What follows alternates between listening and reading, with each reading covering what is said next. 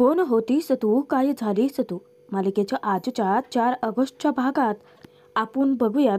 यश अगदी फिल्मी स्टाईलने कावेरीला प्रपोज करण्यासाठीची प्रॅक्टिस करत असतो. मस्त आपले हात हवेत बहलावत अगदी शाहरुख खान स्टाईलने त्याची प्रपोज करण्याची प्रॅक्टिस चालूच असते. दरवाजातून डोकावणारे यमुना काकू दोघे थक्क होऊन जातात. त्यानंतर यशला स्वतःचंच काही बरं वाटत नसतं. म्हणजे त्याला कळतच नाही की नक्की कावेरीला प्रपोज तरी कसं करायचं आहे.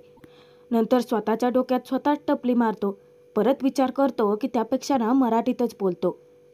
जणू काही कावेरी आपल्या समोरच आहे आणि आत्ता तिला प्रपोज करायचं आहे असं मनात धरून यश बोलून टाकतो.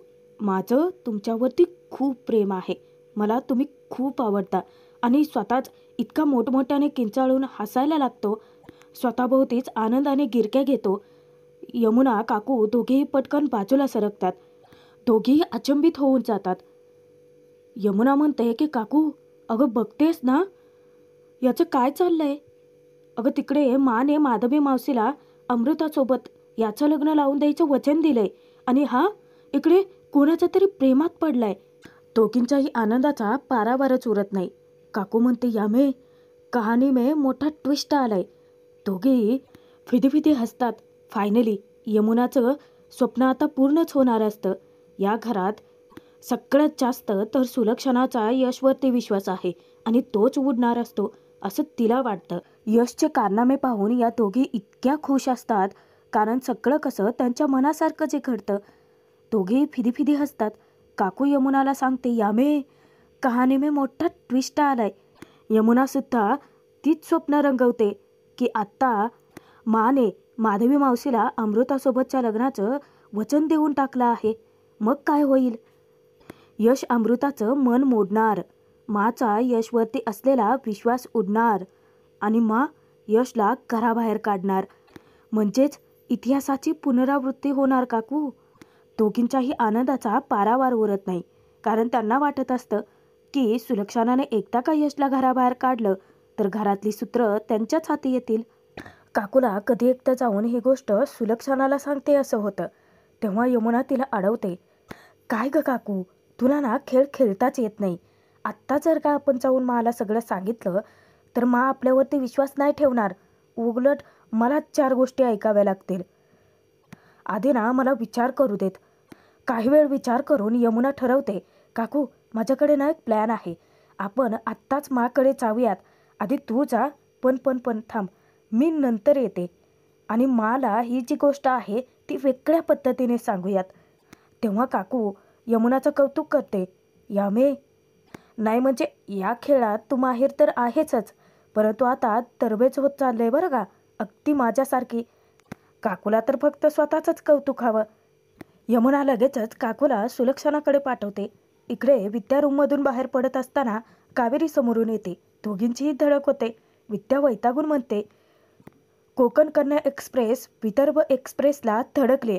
नक्की काय चाललंय वहिनी तुमचं, त्या यश भाऊजीसारखं का करताय. तेव्हा कावेरी विचारते की मी काय केलं आता. विद्या सगळे घडले प्रसंग सांगते. त्या यश भाऊजीचं ना मला काही कळतच नाहीये. कुठे तंद्री लागलेली असती काय माहिती. परवा ना मी त्यांच्यासाठी पोहे घेऊन गेले. भूत बघितल्यासारखे माझ्याकडे बघत होते आणि तुम्हाला सांगते की त्यांनी आमच्यासाठी आईस्क्रीम आणलं होतं. आता आम्ही एवढं गप्पा मारतोय, नाही एकटेच हसत होते. मला ना त्यांचं काही कळतच नाहीये. असं बोलता बोलता जेव्हा तिचं लक्ष कावेरीकडे जातं, नेमकं कावेरीला सुद्धा तंद्रीच लागते. आता तिला विचारात हरवल्याचं पाहून विद्या परत मोठ्याने ओरडते, वहिनी आता तुम्हाला काय झालंय. तेव्हा कावेरी हसून उत्तर देते, नाही म्हणजे होतं ना असं कधी कधी. कावेरीची अवस्था यशपेक्षा काही वेगळी नसतेच. जसं यशला सतत कावेरी नजरेसमोर असावी, सतत तिच्याशी गप्पा माराव्यात, ती जराही नजरेआड झाली तर मनातली हुरहुर वाढते. अगदी तसंच काहीसं कावेरीसोबत सुद्धा घडतं. तेव्हा ती खूप कुतूहलाने विचारते की वहिनी, जेव्हा संदीप दादांशी तुमचं लग्न ठरलं होतं तेव्हा म्हणजे तुम्हाला काय वाटत होतं, कसे होते ते दिवस. इतकं उत्सुकतेने विचारते आणि तेवढ्याच उत्सुकतेने विद्याही सांगते, ते दिवस खूप खूप म्हणजे खूप छान होते. म्हणजे ना आयुष्यात कधीच न विसरण्यासारखे. मनाला ना सतत अशी हुरहुर लागायची. कधी एकदा मी त्यांना भेटते, कधी एकदा बोलते असं व्हायचं. आणि नंतर एकदा का ते माझ्यासमोर आले ना, की परत काही बोलताच येत नाहीचं. कावेरी ते सगळं खूप कौतुकाने ऐकते. किचनमध्ये सुलक्षणांनी गोडाचा पदार्थ बनवलेला असतो. जेव्हा काकू तो पदार्थ चाखून बघते, तेव्हा खूप खुश होऊन जाते. खूप कौतुकही करते. "वहिनी, खरंच खूप मस्त झालंय आहे." ती मुद्दाम विचारते की "वहिनी, अहो आज एकदम खुशीत दिसताय. नक्की काय घडलंय काय?" तेव्हा सुलक्षणा हसत सांगून टाकतात की "मी ना माधवीकडे आपल्या यशसाठी अमृताचा हात मागितलाय." काकू आव तर असं म्हणते की जसं काही तिला माहितीच नाहीये. चोरून तर सगळं बोलणं ऐकलं होतं. सुलक्षणाना सल्ला देते, "चला वहिनी, मग लगेच उरकून टाकूयात." तेव्हा सुलक्षणा थोड्याशा घाबरतात. "हे बघ पौर्णिमा, काही नको करायला. मला माधवीला विचार करायला वेळ द्यायचा आहे. आधीच खूप मोठं दुःख भोगलंय तिने. माझी ना खूप मनापासूनची इच्छा आहे, यश आणि अमृताचं लग्न व्हावं. परंतु आपल्याला काही करायची नाही आहे. काही करून निशाच्या बाबतीत काय झालं बघितलं ना, आता मात्र काकूचं तोंड पडतं." इतक्यातच तिथे आग लावायला यमुना हजरच होते. यमुना येताक्षणी आधी तर या दोघी एकमेकींना खुणावतात आणि मग ती तोंड पाडते.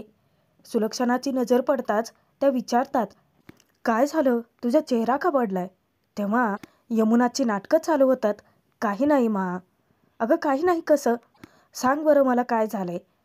तेव्हा यमुना म्हणते की "मा, मला आपल्याच घरात ना परक्यासारखं वाटतंय अगं. म्हणजे अगदी उपरं असल्यासारखं वाटतंय." सुलक्षणा धक्क्याने विचारतात, "का? आज अचानक असं का वाटायला लागलं तुला?" काकूला तर खूप नवलच वाटतं. त्या पुन्हा विचारतात की "तुला काही कोणी बोललंय का?" यमुना सांगते की "नाही मा, मला पर्सनलीच असं वाटतंय." इकडे विद्या आपल्या लग्नानंतरच्या कहाणी सांगते. "मी जेव्हा लग्न करून या घरात आले होते ना, तेव्हा इथे राहणं मला खूप म्हणजे खूप जड केलं. म्हणजे इथले नियम, इथल्या या गोष्टी, कधी-कधी काम करताना असं वाटायचं ना, की एखादी गोष्ट चुकली आणि मला ओरडल्या तर? त्यांनी मला शिक्षा केली तर? आणि कधी-कधी व्हायचं माझ्या बाबतीत असं. मला जर का कोणी काही बोललं, माझ्या मनाला लागलं, खूप वाईट वाटलं, की मी रूममध्ये यायचे आणि खूप रडायचे. तेव्हा हे जाऊन सगळ्यांना जाब नव्हते विचारत. कारण मोठ्यांचा आदर, संस्कार त्याच्यामुळे ते शांत राहायचे. परंतु रूममध्ये आल्यानंतर मला इतकं हसवायचे ना ते. बाई, काय सांगू वहिनी तुम्हाला. हा माणूस आपल्यावरती किती प्रेम करतो, किती जीव लावतो, हे त्यांनी बोलून नाही दाखवलं, तर त्यांच्या कृतीतून जाणवलं, सिद्ध करून दाखवलं." विद्या एकटीच बडबडत असते. कावेरीच्या मनात मात्र यशचेच विचार चालू असतात, की यश असाच आहे, की प्रत्येक वेळी तो कावेरीच्या पाठीशी खंबीरपणे उभा राहिला. कावेरीबद्दलचं सगळं सत्य माहिती असून सुद्धा ते सगळ्यांसमोर न आणता उलट तिला साथ दिली. एवढंच नाही तर माधवीच्या पायाशी जाणाऱ्या कावेरीचा स्वाभिमान त्याने घाण नाही ठेवलं त्याला. यशने सुद्धा त्याच्या कृतीतूनच दाखवलं की तो तिच्यावरती किती जीव ओवाळून टाकतो, किती प्रेम करतो तिच्यावरती. आणि कावेरीला त्या प्रेमाची जाणीव होते. जेव्हा विद्या मागे वळून पाहते तर कावेरीला तंद्री लागते. ती अजूनही यशच्या विचारातच हरवलेली. विद्या जेव्हा तिला भानावर आणते, कावेरी डचकते. विद्या कुतूहलाने विचारते, "वहिनी, परंतु हा प्रश्न तुम्ही मला का विचारला?" तेव्हा कावेरी सहज उत्तर देते, "नाही, असं काही विशेष नाहीये." कावेरी आता दुसरीच बडबड चालू करते. विद्याला ती सांगते की आपल्याला स्वयंपाक करावा लागेल ना? चला जाऊयात आपण." आणि काहीच ऐकून न घेता ती तशीच पुढे चालत जाते. विद्या मागे खूप मोठ्याने हाका मारते. कावेरीला काही ऐकूच जात नाही. ती तशीच पुढे निघून जाते. आता विद्यालाच कळत नाही की नक्की झालंय तरी काय. इकडे यमुना सुलक्षणांसमोर साहसीपणाचा आव आणत सांगते, "मा, नाही म्हणजे मी माझ्या नवऱ्यासोबत भांडण करून इथे येऊन राहते. त्यासाठी मलाच खरं खूप गिल्टी वाटतं." तेव्हा मात्र सुलक्षणा यमुनावरती चिडतात. तुला वाईट वाटून घ्यायची काय गरज आहे? कोणत्याही नात्याचा पाया हा विश्वासावरती असतो. खोटेपणा आणि विश्वासघात याची किती भयंकर चीड आहे मला तुला चांगलंच माहिती आहे. उगाचच आता काहीतरी वाईट विचार करत बसू नकोस." आणि परत सुलक्षणा आपल्या कामात व्यस्त होतात तेव्हा यमुना म्हणते, खरंय तुझं, विश्वासघाताचं दुःख मी भोगलंय आणि ते तुझ्याच वाट्याला येऊ नये असंच वाटतं मला. यमुनाचे शब्द ऐकताच सुलक्षणा धक्क्याने तिच्याकडे बघतात. तू यशचं लग्न अमृताशी ठरवतेस असं कळलं मला. तेव्हा सुलक्षणा विचारतात की पण तुला कसं माहिती झालं? त्या तिला शब्दात पकडतात. मग यमुनासुद्धा तरबेज आहे, लगेच शब्दांची फेरफार करते. मा, अगं घरातली गोष्ट आहे, मला नाही का कळणार? परंतु प्लीज याबद्दल तू यशला विचारलेस का? म्हणजे त्याचंही मत जाणून घे ना, नाहीतर उदयदादाच्या बाबतीत जे घडलं ते परत नको घडायला. किती मुश्किलीने माधवी मावशीने तुला आत्ता कुठे माफ केलंय. परत सुलक्षणा तेच तेच सांगतात. स्वतःचा निर्णय ते यशवरती लादण्याचाच प्रयत्न करतायत. यमुनाचंही म्हणणं बरोबर आहे ना, त्याचं मतही विचारात घ्यायला हवं. परंतु नाही, माझा यश माझा अभिमान आहे, तो माझ्या शब्दाबाहेर नाही आहे, मी जे म्हणेन तेच करणार.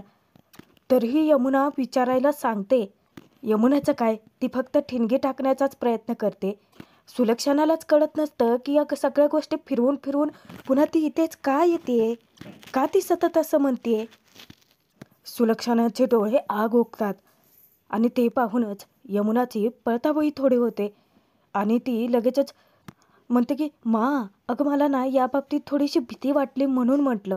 तेव्हा सुलक्षणा तिला ताकीद देतात की अशी भीती घेऊन माझ्यासमोर येऊ नकोस आणि या असल्या गोष्टी मला बोलण्यापेक्षा ना घरातली 4 कामं कर जरा. त्या रागात तणतणत निघून जातात तिथून. यांना काय, यांचं काम तर फत्ते होतं.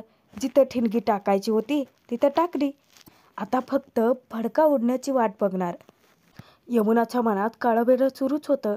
सॉरी मा, तू म्हणतेस ना यश माझा अभिमान आहे, परंतु आता लवकरच त्याच यशवरचा तुझा विश्वास उडणार आहे. आता मलाही बघायचं आहे की तुझा यशवरचा विश्वास उडवणारी ती मुलगी नक्की आहे तरी कोण. माधवी अमृता दोघेही एकमेकींशी बोलतात. त्यांच्या मनात जे होतं नेमकं तेच घडलं. स्वतःहून सुलक्षणाने यश अमृताच्या लग्नाचा विषय काढलाच. तेव्हा अमृता म्हणते की हो, परंतु एक गोष्ट त्यांना कळता कामा नये. इतक्यातच सुलक्षणाच तिथे हजर होतात आणि त्या धक्क्याने विचारतात की काय कळता कामा नये. तेव्हा सुलक्षणाजवळ येता क्षणी अचानक अमृता पॅनिक होते आणि तिला दम्याचा आजार आहे हे सत्य सुलक्षणांना कळतं. तिचा त्रास उद्भवतो. तेव्हा माधवी अख्ख्या रूममध्ये इनहेलर शोधतात, परंतु कुठेच सापडत नाही. अमृताला जास्तच त्रास व्हायला सुरुवात होते. तेव्हा सुलक्षणा सांगतात, हॉलमध्ये ठेवलं होतं ना तू, थांब मी घेऊन येते. आणि त्या धडपडत जेव्हा फास्ट ते इनहेलर आणण्यासाठी जातात, कावेरीच्या रूमपाशी येता क्षणी अचानक त्यांचा पाय घसरतो आणि त्या धपकन खाली पडणार. तोच कावेरी येऊन वेळीच त्यांना सावरते.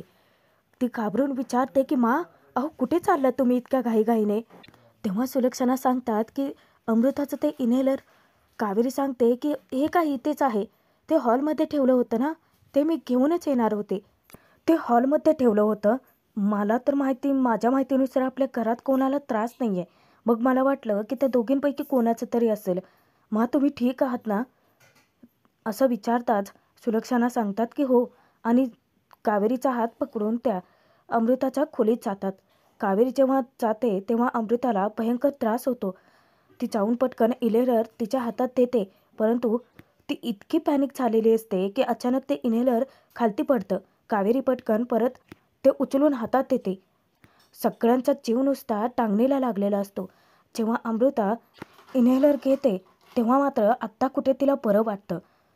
माधवी कावेरीचे आभार मानतात की थँक्यू कावेरी, बरं झालं तू वेळीच ते इनहेलर घेऊन आली आणि तू माझ्या अमृताला शांत केलं. तेव्हा कावेरी विचारते की अहो, परंतु तुम्ही इनहेलर हॉलमध्ये कशाला ठेवलं? तुम्हाला गरज पडते ना, मग ठेवायचं ना जवळ. आता सुलक्षणा कावेरीला तटावतात. ही काय प्रश्न उत्तर विचारायची वेळ आहे का? आत्ता तिला बरं वाटतंय ते जास्त महत्त्वाचं आहे की नाही? सुलक्षणा अमृताला आराम करायला सांगतात. परंतु मला तरी वाटतंय मित्रांनो की अमृताची ही फक्त नाटकं आहेत, सिंपत्ती आणि विश्वास जिंकण्यासाठीची. तोचपर्यंत प्रेमात पडलेला हा पठ्ठ्या यश कावेरीसाठी चक्क बुके घेऊन येतो. तिला प्रपोज करण्यासाठी तो पूर्ण तयारीनीचीच घरात येतो. घरात पाऊल पडता क्षणी इतका खुश होऊन जातो, आज मी कावेरीला हा बुके देणार आणि तिला सांगणार की माझ्यासाठी ती किती स्पेशल आहे ते. त्याची नजर फक्त आणि फक्त कावेरीला शोधते. तो जाऊन कावेरीच्या रूममध्ये इकडे तिकडे शोधतो, परंतु कावेरी त्याच्या नजरेस कुठेच पडत नाही. नंतर स्वतःच्याच मनाशी हसतो. परत विचार करतो की बहुतेक कावेरी किचनमध्ये भेटेल त्याला. मग तो तिकडे जायला निघतो. कावेरी तर अमृताच्या रूममध्ये असते. यश जेव्हा किचनकडे येतो, परत त्याला भास होतो कावेरीचा. जणू काही ती आपल्या समोरच आहे. कामामध्ये व्यस्त असलेली कावेरी त्याला दिसते आणि मग तो स्वतःच्या मनाशीच विचार करतो, कावेरी, मला जे तुमच्याबद्दल वाटतं ते तुम्हालाही वाटत असेल. जेव्हा तो येतो, कावेरीला हाक मारतो. कावेरी मागे वळून पाहते. यश पुढे काहीच न बोलता तिच्या हाती बुके सोपवतो आणि तो बुके पाहून कावेरीची कळी खुलते. त्यानंतर ती त्याच्याशी काहीच न बोलता तशीच पुढे पुढे निघून जाते. परंतु तो फक्त यशला होणारा भास असतो. अचानक तो डायनिंग टेबलला थडकतो आणि आत्ता कुठे तो भानावर येतो. मग विचार करतो की अरे, मी त्यांना सगळीकडेच शोधतोय, कुठेच का दिसत नाही आहेत त्या. यशला वाटतं की बहुतेक कावेरी गार्डनमध्ये बसली असावी आणि तो गार्डनच्या दिशेने जात असतानाच अचानक यमुनाची नजर पडते त्याच्यावरती. यमुना विचार करते की हा यशच होता ना.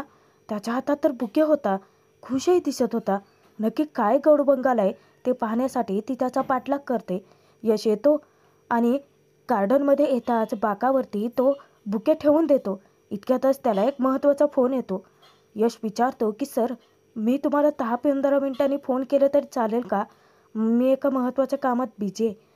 परंतु त्यांना अर्जंट बोलायचं असल्याने यश तो बुके तिथेच ठेवतो आणि बोलत तसाच पुढे निघून जातो. इतक्यात यमुना येते आणि यमुना तो बुके तिथे ठेवल्याचं पाहून परत आग लावायला मोकळीच होते.